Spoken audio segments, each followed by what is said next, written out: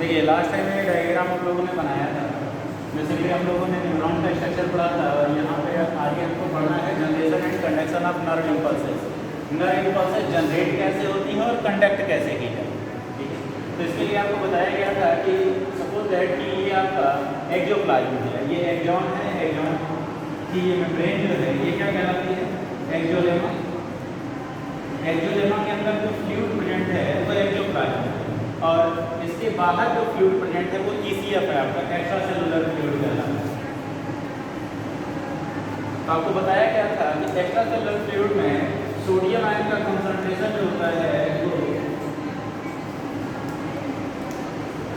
Axoplasm से 10 गुना ज़्यादा होता है और यहाँ पर निगेटिवली चार्ज होता है क्लोराइड आयन होता है, इसका कंसंट्रेशन एक्सोप्लाज्म के कंपैरेटिवली ये 14 times more than that of axoplasm लिखा हुआ है, 14 गुना ज़्यादा कंसंट्रेशन बाहर होता है। अंदर की तरफ पॉजिटिवली चार्ज पोटेशियम होता है और निगेटिवली चार्ज प्रोटीन होता है। ये नॉर्मल कंडीशन में, रेस्टिंग कंडीशन में ये एंजाइम होता है सोडियम पोटेशियम एडिपेज, ये इनएक्टिव होता है, ये कोई काम नहीं कर रहा होता है। तो जब हम रेस्टिंग कंडीशन में होते हैं तो उस दौरान जो ये एक्सोलेमा है आपका, axolemma is permeable for the potassium है but impermeable for the sodium. तो ये पोटेशियम की टेंडेंसी होती है कि पोटेशियम निकल करके बाहर जाते रहते हैं। तो ये नेगेटिव और पॉजिटिव चार्ज में फोर्स ऑफ अट्रैक्शन काम करता है, तो जिसकी वजह से जहाँ पे ये पॉजिटिव चार्ज रहेगा वहीं पे नेगेटिवली चार्ज प्रोटीन भी रहते हैं। तो जैसे ही पोटेशियम इस मेम्ब्रेन को क्रॉस करके बाहर जाता है उसके पीछे पीछे प्रोटीन भी जाता है, लेकिन इसका साइज बड़ा होने की वजह से ये मेम्ब्रेन को क्रॉस नहीं कर पाता और इनर मेम्ब्रेन पर इकट्ठा होते चला जाता है। तो जितने पोटेशियम बाहर जाएंगे उतने ही इनर मेम्ब्रेन पर नेगेटिवली चार्ज प्रोटीन इकट्ठा हो जाएंगे।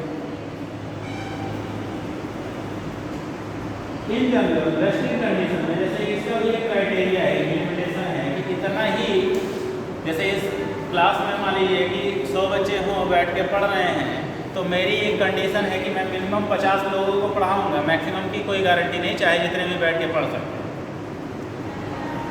लेकिन कम से कम कितने होने चाहिए, 50 होने चाहिए, उतने को तो हम पढ़ाएंगे, उससे कम हो जाएंगे तो नहीं पढ़ाएंगे, तो उतना तो हमको मेंटेन करना है। इन जनरल पोटेशियम की टेंडेंसी होती है निकल के बाहर जाता रहता है, तो इससे धीरे धीरे क्या होता है इनर मेम्ब्रेन पर एक नेगेटिव चार्ज डेवलप हो जाता है। इसको हम बोलते हैं रेस्ट्रिक्ट मेम्ब्रेन पोटेंशियल, RMP बोलते हैं। तो पोटेशियम बाहर गया, उसके पीछे पीछे प्रोटीन, जहाँ जहाँ पॉजिटिव चार्ज उसके पीछे पीछे नेगेटिव चार्ज जाएगा फोर्स ऑफ अट्रैक्शन की वजह से, लेकिन ये बाहर नहीं जाता। ये इनर मेम्ब्रेन पर इकट्ठा होंगे और इनर मेम्ब्रेन पर एक चार्ज डेवलप होगा ताकि -70 मिलीवोल्ट, -70 मिलीवोल्ट का चार्ज डेवलप हो जाएगा। तो इसको हम बोलते हैं RMP। लेकिन अब इसके बाद अगर कोई भी पोटेशियम बाहर गया तो ये सोडियम पोटेशियम एडिपेज एंजाइम एक्टिव हो जाएगा। सपोज दैट मैं सोडियम पोटेशियम एडिपेज हूँ, इस रूम में 100 लोग बैठे हुए थे तो धीरे धीरे निकल के जा रहे हैं, हम भी जाने थे, कोई दिक्कत नहीं, लेकिन हमारा क्राइटेरिया क्या है, मिनिमम 50 का है, उससे कम हुए तो जैसे ही 50 हो गए तो तुरंत मैं अलर्ट हो गया और जैसे ही जाएंगे तो पकड़ करके फिर से अंदर ले आएंगे, बाहर नहीं जाने देंगे। तो यही काम होता है सोडियम पोटेशियम एडिपेज का। ये क्या करता है, जैसे ही ये बाहर निकलता है तुरंत पकड़ता अपनी जगह पे 180 डिग्री रोटेट होता है और ला करके अंदर छोड़ देता है, यानी कि ये RMP को मेंटेन करता है, रेस्टिंग मेम्ब्रेन पोटेंशियल को मेंटेन करता है। इन जनरल यही होता है, ठीक है। देखिए ये सोडियम पोटेशियम एडिपेज जो होता है इसके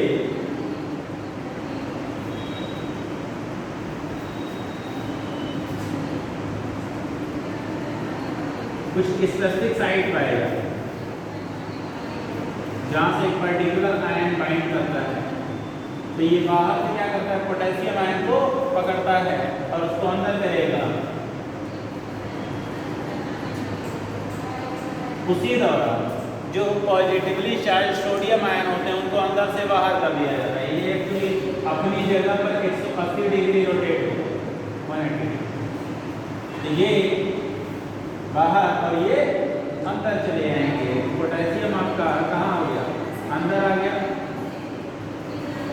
और सोडियम बाहर निकल गया, क्योंकि सोडियम का कंसंट्रेशन कहाँ हाई होना चाहिए, ECF में, एक्स्ट्रा सेलुलर फ्लूइड में ज़्यादा होना चाहिए। तो ये एक समय में 2 पोटेशियम को एक्सोप्लाज्म के अंदर लेकर आता है और 3 सोडियम को पैसिवली बाहर निकालता है।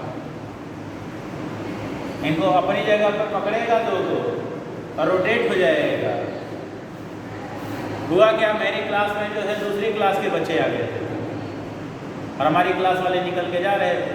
तो जैसे ही हम उनको पकड़े तो ये हमारे पीछे से निकल लिए बाहर और हमने उनको अंदर कर दिया, क्योंकि इनका मिनिमम कंसंट्रेशन जो है ये यहाँ पे मेंटेन होना चाहिए। इससे ज़्यादा अगर पोटेशियम आयन बाहर चले जाएंगे तो मेम्ब्रेन हाइपर पोलराइज हो जाएगी। कैसे हो जाएगी, हाइपर पोलराइज हो जाएगी। कन्फर्म। तो ये सोडियम पोटेशियम एडिपेज का काम होता है।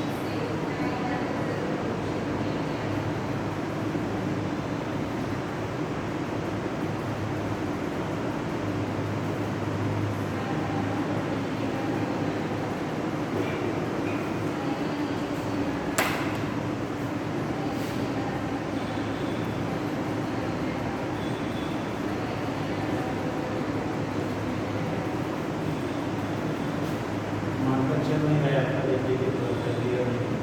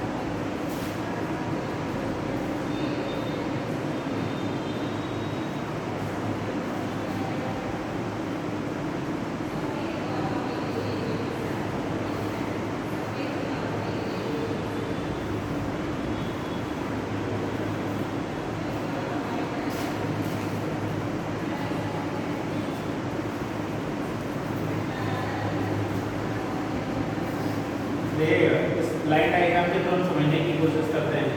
जैसे ये जो मेम्ब्रेन है हमारी, ये हमारा एक जो लेमा है, ये मेम्ब्रेन कौन सी है जो हॉरिजॉन्टल लाइन दिख रही है आपको, ये क्या है, एक जो लेमा है।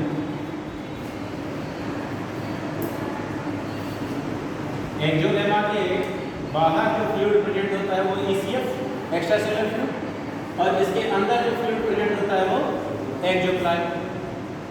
जब ये मेम्ब्रेन हमारी एक्सॉन की मेम्ब्रेन जो है रेस्टिंग कंडीशन में रहती है तो उस समय सोडियम पोटेशियम इनएक्टिव होता है, और इनर मेम्ब्रेन पर नेगेटिव और आउटर मेम्ब्रेन पर पॉजिटिव चार्ज होता है। इनर मेम्ब्रेन पर जो चार्ज होता है, जो मेम्ब्रेन पर पोटेंशियल होता है, उस मेम्ब्रेन पोटेंशियल को हम बोलते हैं रेस्टिंग मेम्ब्रेन पोटेंशियल, जो कि कितना होता है -70 मिलीवोल्ट। अब इस कंडीशन में ये मेम्ब्रेन पड़ी हुई है, फिर इसको अचानक से कहीं से क्या मिलता है, कोई स्टिमुलस मिलता है। जैसे ही स्टिमुलस मिलता है तो एक्सोलेमा जो रेस्टिंग कंडीशन के दौरान था तो ये किसके लिए परमेबल था, पोटेशियम के लिए। लेकिन जैसे ही स्टिमुलस मिलता है ये मेम्ब्रेन सोडियम के लिए परमेबल हो जाती है और पोटेशियम के लिए इम्परमेबल हो जाती है।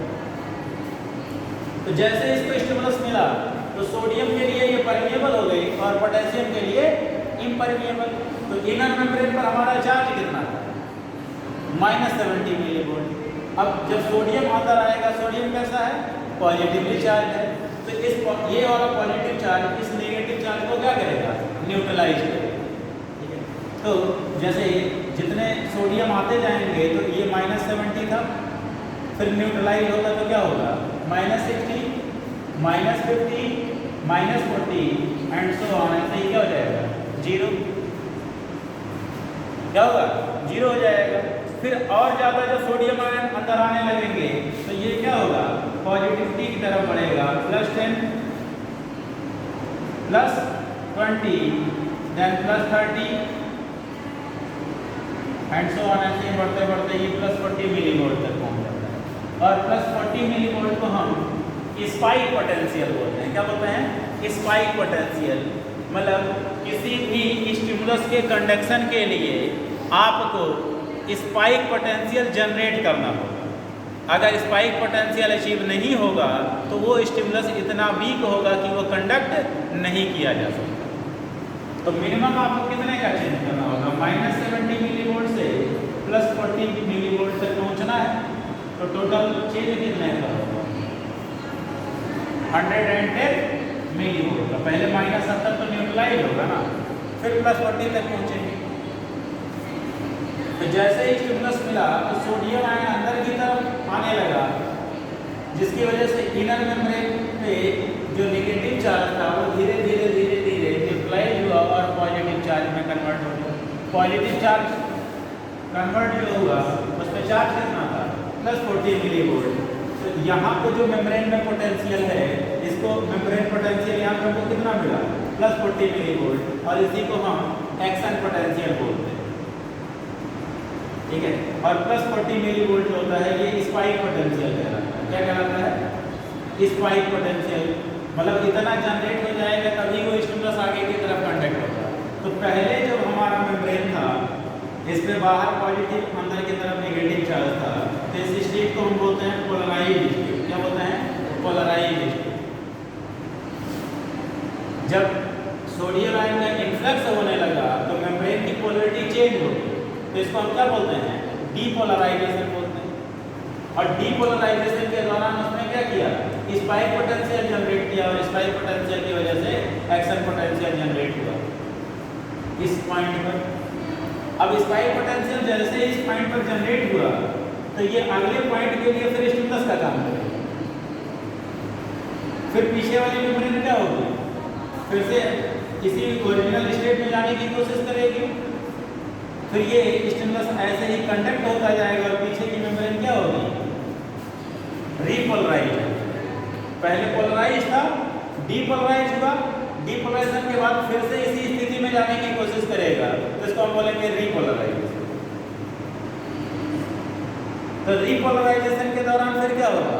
पोटेशियम आयन का आउटफ्लक्स होने लगता है, मेम्ब्रेन फिर से पोटेशियम के लिए परमिएबल हो जाती है, और पोटेशियम आयन जब बाहर जाने लगेगा तो अंदर की मेम्ब्रेन पर कैसा चार्ज डेवलप होगा? नेगेटिव। तो पहले स्पाइक पोटेंशियल था, स्पाइक पोटेंशियल कितना था? +40 मिली वोल्ट। फिर ये चेंज हुआ, कितना होगा? +30, क्योंकि नेगेटिव चार्ज अंदर की तरफ बढ़ रहा है, क्योंकि पॉजिटिव चार्ज क्या हो रहा है? बाहर निकल रहा है। तो +30, फिर +20, फिर +10, 0, फिर क्या होगा? -10, -20, -30 एंड सो ऑन। ऐसे ही बढ़ते बढ़ते होना कितना चाहिए था? -70 मिली वोल्ट। रेस्टिंग कंडीशन में इतना ही चार्ज होता है, लेकिन जब पोटेशियम बाहर निकल रहे थे तो इतने ज़्यादा पोटेशियम बाहर निकल गए कि इस मेम्ब्रेन पर हाइपर पोलराइजेशन हो गया, यानी पोलराइज होना चाहिए था, हाइपर पोलराइज हो गया। इनर मेम्ब्रेन पर नेगेटिव चार्ज होना चाहिए था -70 मिली वोल्ट, लेकिन ज़्यादा पोटेशियम आयन बाहर निकलने की वजह से इनर मेम्ब्रेन पर चार्ज कितना हो गया? -90 मिली वोल्ट।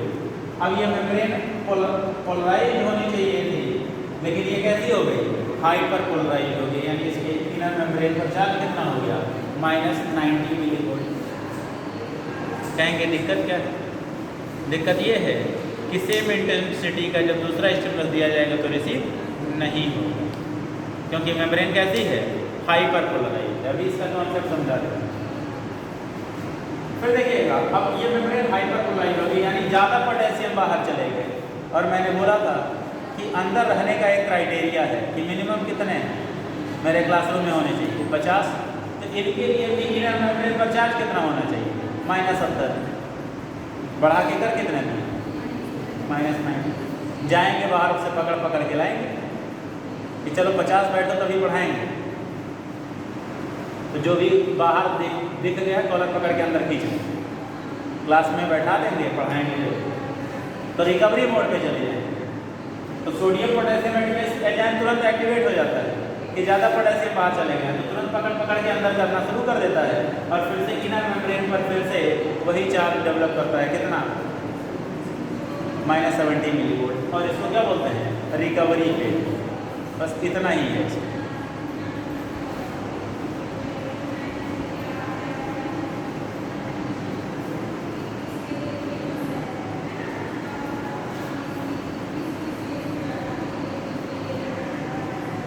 अब ये वाला कॉन्सेप्ट आप लोग देखे होंगे मूवी में, कई बार क्या होता है, विलन जो है हीरो को बहुत मार मारता है, हीरो हो जाता है बेहोश, गिर गया, ठीक है।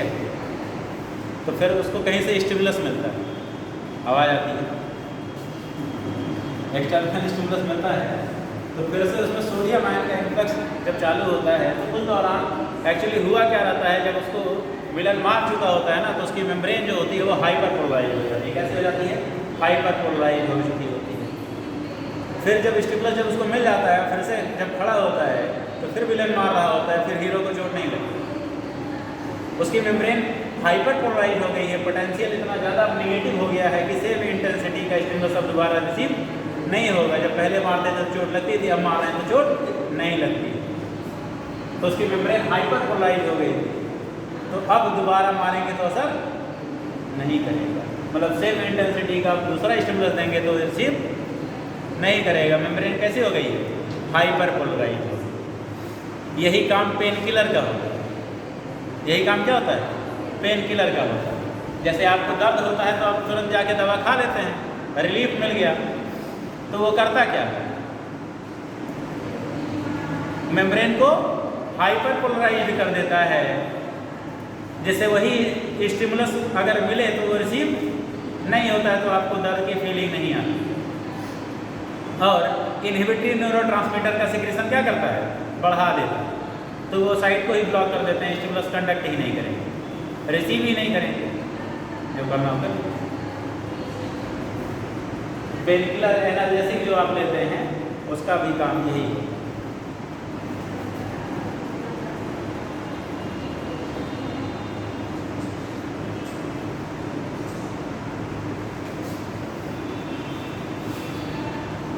इस पर इतना ही है, ध्यान से देख लीजिए, जो डायग्राम में है यही सब कुछ है।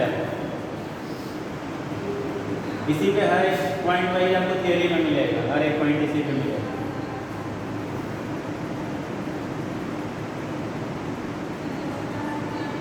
Polarise state, depolarisation, repolarisation, recovery. 4 step में कंप्लीट होगा। ये स्ट्रक्चर अगर आपको समझ में आ गया होगा तो ये भी उसी के बेसिस पे समझ में आएगा। कब इन्फ्लक्स होगा, कब आउटफ्लक्स होगा। क्वेश्चन पूछता है when membrane get hyper polarised,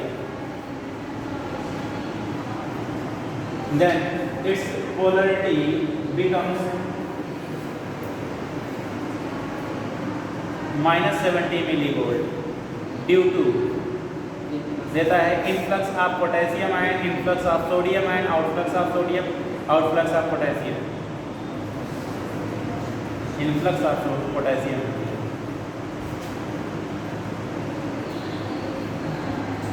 membrane पर चार्ज कैसा डेवलप हुआ था? नेगेटिव।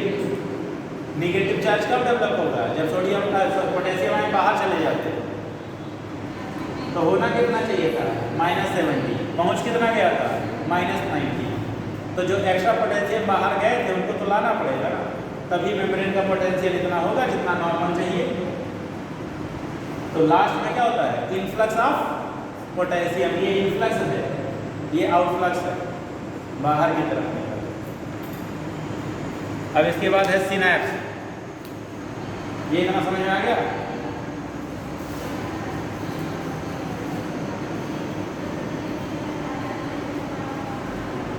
एक बार में 2 पोटेशियम अंदर, 3 सोडियम बाहर। 2 पोटेशियम, 3 सोडियम। फिर ट्रांसपोर्ट के लिए एक एटीपी मॉलिक्यूल कंज्यूम।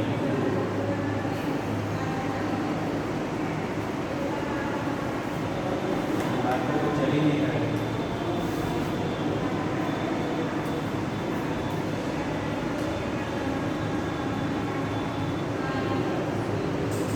देखिए नेक्स्ट बोलते हैं सिनैप्स। सिनैप्स का मतलब होता है जंक्शन। जब 2 न्यूरॉन पास पास आते हैं, जैसे न्यूरॉन क्या है? न्यूरॉन या नर्व सेल जो है यही हमारे बॉडी के अंदर स्टिमुलस का कंडक्शन करते हैं, यानी कोई भी इंफॉर्मेशन रिसीव करते हैं या मोटर इम्पल्सेस जनरेट करते हैं। तो एक न्यूरॉन दूसरे न्यूरॉन से जुड़ता है तो उसको हम बोलते हैं सिनैप्स। क्या बोलते हैं? सिनैप्स। ये जंक्शन जो है जुड़ाव 2 तरह का होता है, एक को बोलते हैं इलेक्ट्रिकल और एक को बोलते हैं केमिकल सिनैप्स। तो सिनैप्स में एक है इलेक्ट्रिकल। इलेक्ट्रिकल सिनैप्स में देखिएगा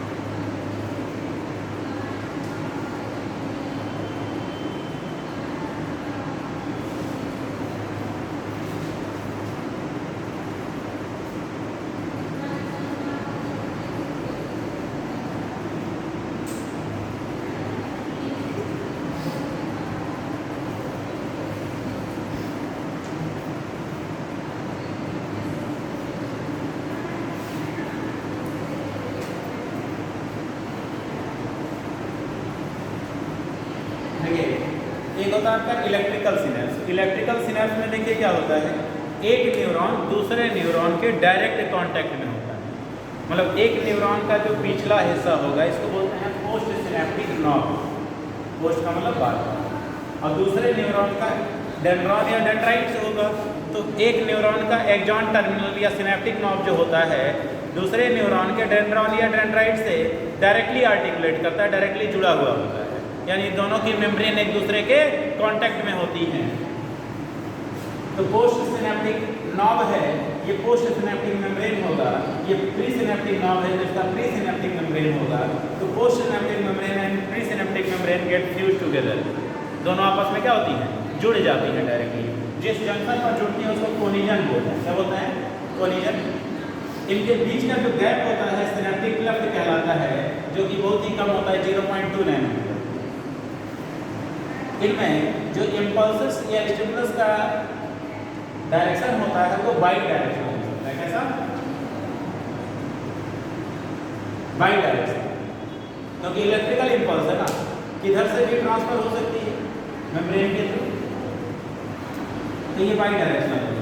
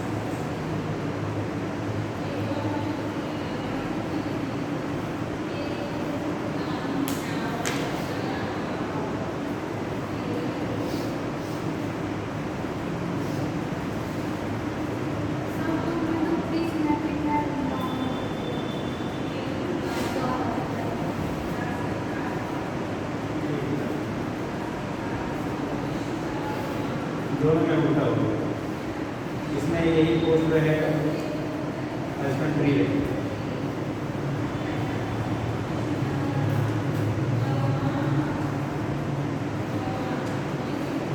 फ्री मतलब पहले वाला, सिनेप्स यानी जंक्शन से पहले वाला।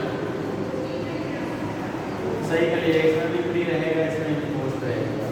ये पहले वाला फ्री रहेगा, लास्ट वाला पोस्ट रहेगा।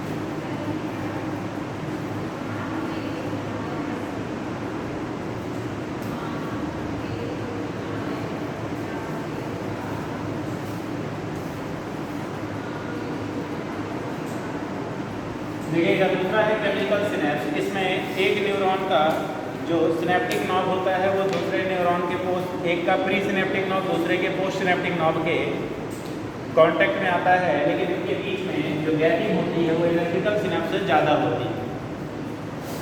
ये प्री सिनेप्टिक नॉब कहलाता है। इसमें सिनेप्टिक वेसिकल्स पाए जाते हैं।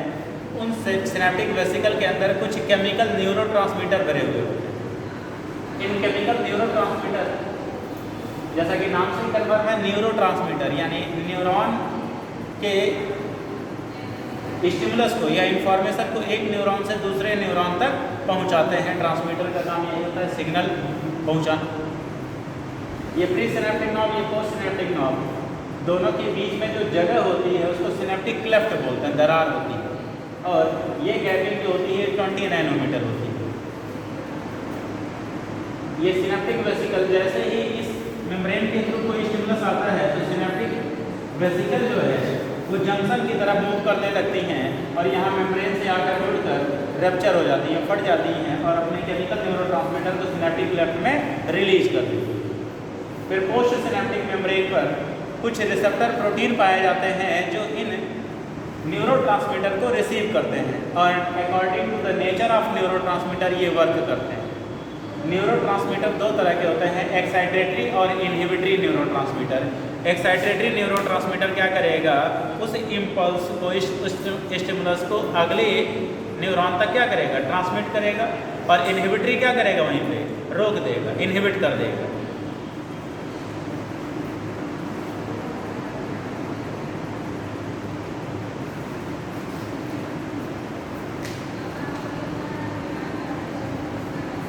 एक्साइटेटरी न्यूरोट्रांसमीटर के कुछ एग्जाम्पल हैं, इनको देख लीजिएगा। जैसे है ग्लूटामिक एसिड है, एड्रेनालिन एंड नॉर एड्रेनालिन है। कहाँ से सिक्रेट होते हैं,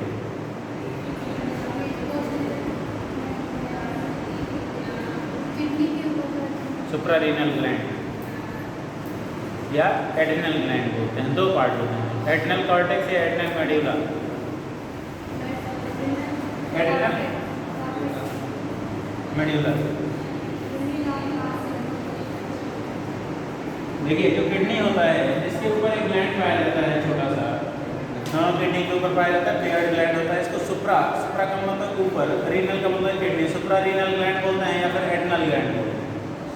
जैसे किडनी में आपने कॉर्टेक्स और मेडुला पढ़ा है, ऐसे ही इसमें भी कॉर्टेक्स और मेडुला होता है। आउटर कॉर्टेक्स होता है, मेसोडर्मल ओरिजिन का होता है। मेडुला जो होता है इसका वो एक्टोडर्मल ओरिजिन का होता है। इसका कॉर्टेक्स देखेंगे, एड्रेनल कॉर्टेक्स से रिलीज होने वाले हार्मोन्स 3 हैं, glucocorticoid, mineralocorticoid and sex steroids. Adrenal medulla से adrenaline and noradrenaline release किया जाता है। तो ये इमरजेंसी हार्मोन कहलाते हैं। क्या कहलाते हैं, इमरजेंसी हार्मोन। एड्रेनालिन के बारे में बताया गया था, बताया जाएगा। 3F हार्मोन बोलते हैं इसको। जब ये सिक्रीट होता है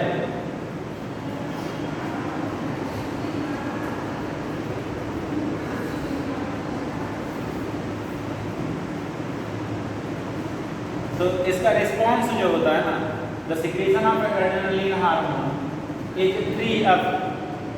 ये जब सिक्रीट होगा या तो आप भाग जाएंगे या लड़ेंगे या बेहोश हो जाएंगे। जैसे इमरजेंसी के दौरान सिक्रेट होता है। फॉर एग्जांपल मान लीजिए कि आप कहीं पे हैं, उस बिल्डिंग में आग लग गई, तो कुछ लोग भाग लेते हैं, जान बची तो लाखों में फिर से आएंगे वापस।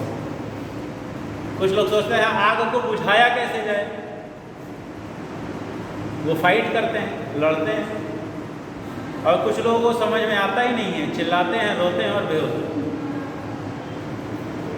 इमरजेंसी की सिचुएशन यही तो होती है भाई। तो इसको 3F बोलते हैं। जरूरी नहीं ऐसी बड़ी बड़ी इमरजेंसी है, कभी छोटी छोटी इमरजेंसी भी आती है। रास्ते में कुत्ता भी दौड़ा लेता है तो वो भी इमरजेंसी ही होती है।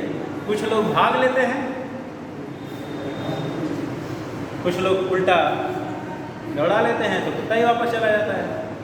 और कुछ लोग वहीं खड़े होकर चिल्लाने लगे, तेजी से रो रो के चिल्लाने लगे। आंख बंद कर लेंगे, लगता है उनके आंख बंद कर लेने से वो इमरजेंसी चली जाएगी। तो ये डिपेंड करता है अमाउंट ऑफ एड्रेनालिन सिक्रीशन पर। तो ये हो गए। इसके अलावा है एसिटिलकोलिन। एसिटिलकोलिन जो होता है ये excitatory as well as inhibitory दोनों फंक्शन शो करता है। और एक है नाइट्रस ऑक्साइड,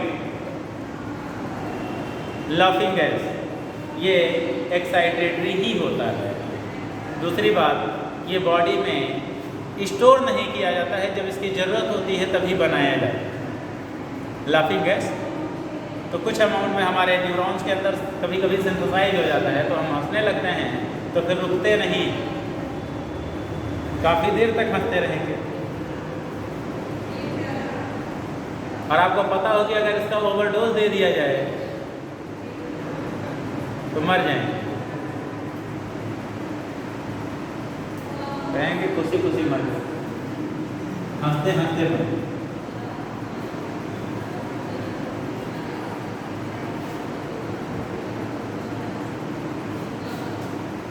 इस गैस का उपयोग थोड़ा बहुत डेंटिस्ट भी करते हैं, नाक वाले का।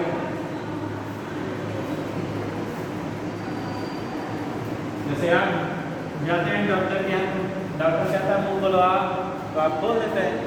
जितना देर भी उसको उखाड़ना ड्रिल करना होता है वो सब कुछ कर लेता है। लेकिन दिक्कत होती है छोटे बच्चों के साथ, क्या मुंह खोलो तो बंद कर लेंगे, खोलेंगे ही। तो वो क्या करते हैं, हल्का सा गैस रिलीज कर देते हैं और हमारे जॉ मसल्स में कॉन्ट्रैक्शन हो जाता है, तो ये रिलैक्स हो जाएगा, थोड़ा सा लाफिंग वाली पोजीशन में आ जाएगा, तो खुला रहता है। ऐसे ही इनहिबिटरी न्यूरोट्रांसमीटर आपके बुक में दिया गया है। डोपामीन है, सेरोटोनिन है, ग्लाइसिन है एंड गाबा है। गाबा का फुल फॉर्म GABA।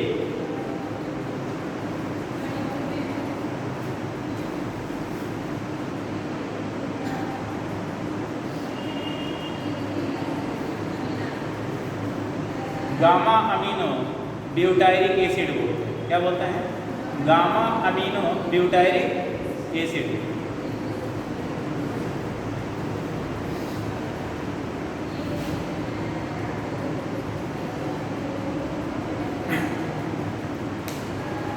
फिर देखिएगा होता क्या है, ये इनहिबिटरी न्यूरोट्रांसमीटर आपने पढ़ लिया, एक्साइटेटरी पढ़ लिया।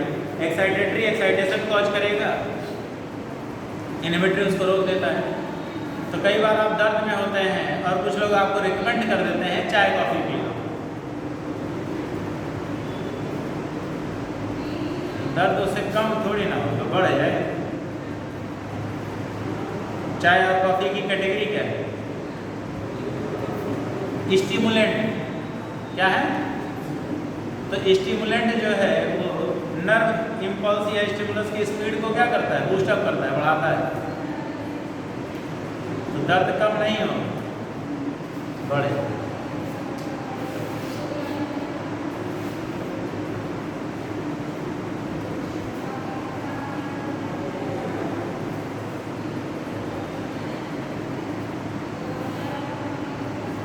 एक कंडीशन होता है synaptic fatigue.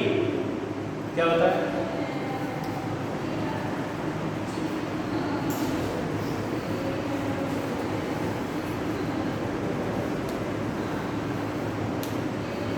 What is synaptic fatigue?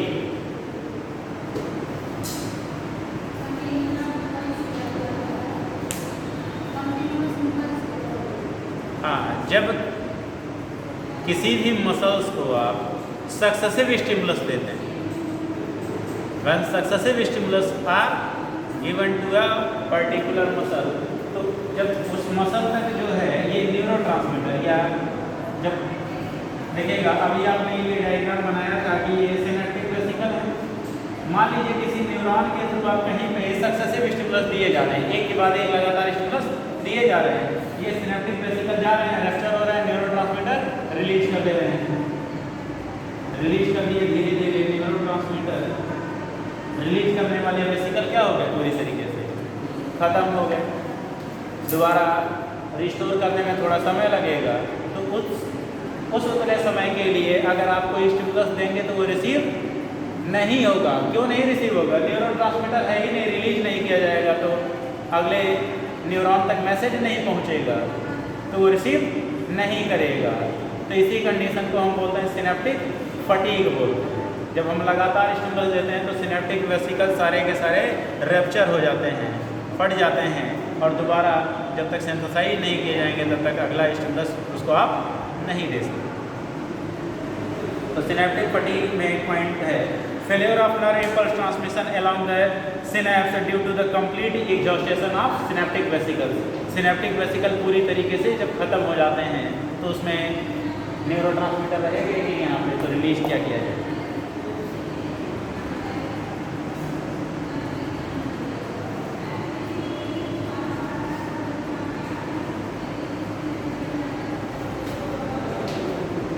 एक है पार्किंसंस डिजीज या पार्किंसोनिया बोलो।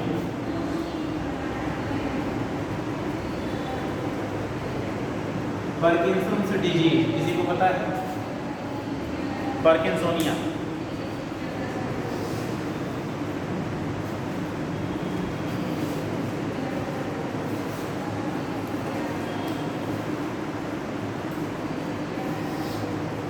देखिए, ये नर्वस सिस्टम से रिलेटेड डिसऑर्डर है। क्या है? नर्वस सिस्टम से रिलेटेड डिसऑर्डर है जिसमें न्यूरॉन्स धीरे धीरे डीजनरेट करने लगते, न्यूरॉन धीरे धीरे डीजनरेट करने लगती हैं। इसमें जो पर्सन होता है उसके बॉडी का मूवमेंट घट जाता है या रुक जाता है, ठीक है। पार्किंसंस डिजीज, पार्किंसोनिया कहलाता है। तो इसमें डोपामिन सिक्रेटिंग सेल्स जो होती हैं वो डीनेचर्ड हो जाती है। डोपामिन सिक्रेटिंग सेल्स डीनेचर्ड हो जाती है, डिस्ट्रॉय हो जाती है। डोपामिन का नेचर कैसा है? इनहिबिटरी है, ठीक है। जैसे फॉर एग्जांपल मान लीजिए कि ये मार्कर यहाँ टेबल पे रखा हुआ है, तो मैंने सोचा कि ये मार्कर मुझे उठाना है, ठीक है। तो इसके लिए मैंने पहली बात तो इसका जो विजुअल स्टिमुलस है वो मेरे आँख के द्वारा रिसीव किया गया। मेरे ब्रेन ने इसको एनालाइज किया प्रीवियस मेमोरी के अकॉर्डिंग कि इसकी डिस्टेंस कितनी दूरी पर ये रखा हुआ है। तो फिर मेरे ब्रेन ने मेरे हाथ को कमांड दिया, मेरी मसल्स स्ट्रेच हुई और इसको हमने पकड़ा और अपनी तरफ क्या किया? उठा लिया।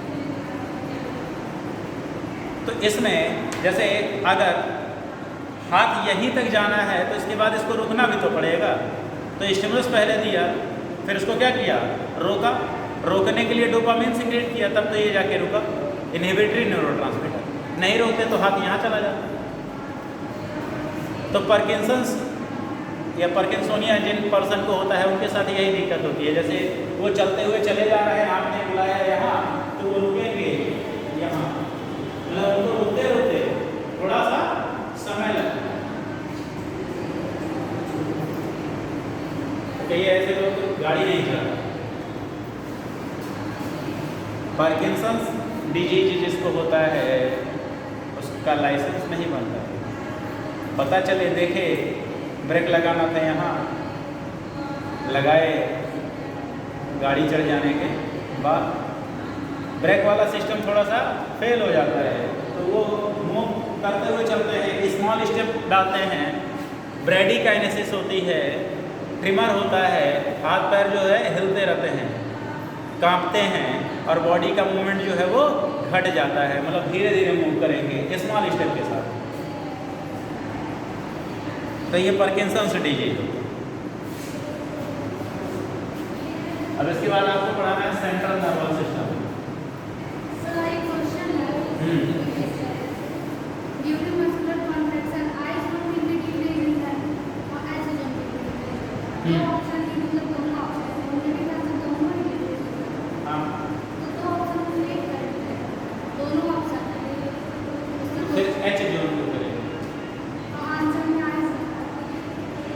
एच जोन और आई बैंड दोनों है। क्वेश्चन कहाँ पे आया हुआ?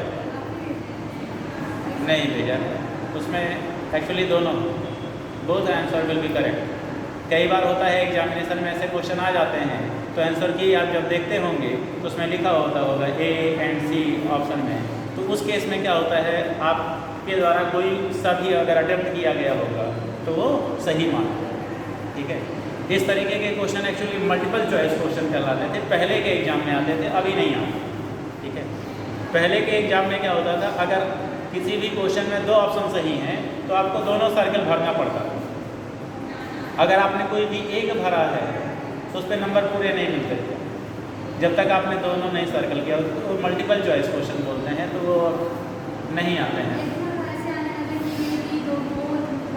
हाँ, तो ऐसे आता है, ऑप्शन में लास्ट में दिया रहता है A and D both, none of the above. तो उस केस में होगा आई बैंड और एच जो दोनों की लेंथ जो है वो डिक्रीज होगी। अगर उसमें आंसर में आई बैंड दिया होगा तो आप एच ढूंढ ली।